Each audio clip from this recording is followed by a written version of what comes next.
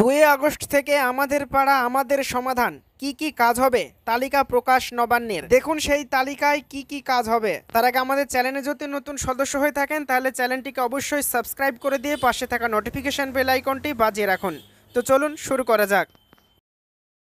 দুয়ারে সরকারের পর এবার আমাদের পাড়া আমাদের সমাধান।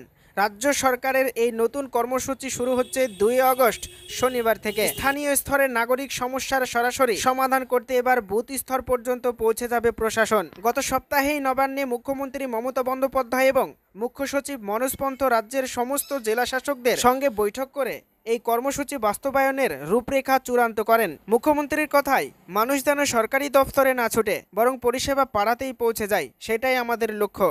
রাজ্যের ঘোষণা অনুযায়ী প্রাথমিক পর্যায়ে 80,000 বুথে চালু হবে এই প্রকল্প।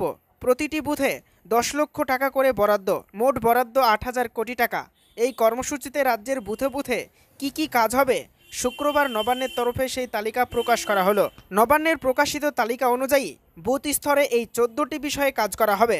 ড্রেন, নিকাশি ব্যবস্থা, কালভার্ট নির্মাণ ও সংস্কার, জলের সংযোগ ও সরবরাহ, রাস্তায় আলো, বাজার এলাকায় শৌচাগার নির্মাণ, অঙ্গনারী কেন্দ্রের ছাদ, পাঁচিল, পানীয় জল ব্যবস্থা, প্রাথমিক বিদ্যালয়ের রং, বেঞ্চ, শৌচাগার সংস্কার, পুকুর সংস্কার, ঘাট বাঁধানো, বর্জ্য ব্যবস্থাপনার উন্নয়ন, বাজার এলাকায় ড্রেন, দোকান মেরামতি, কমিউনিটি সেন্টার ও পাড়ার ছাউনি নির্মাণ, bus stop, auto rickshaw stand, ফুটপাত, অ্যাম্বুলেন্স পরিষেবা, পার্কে বেঞ্চ বসানো, বৃক্ষরোপণ, বিদ্যুৎ সংযোগ সংক্রান্ত সমস্যা সমাধান, রাস্তা নির্মাণ ও মেরামতি।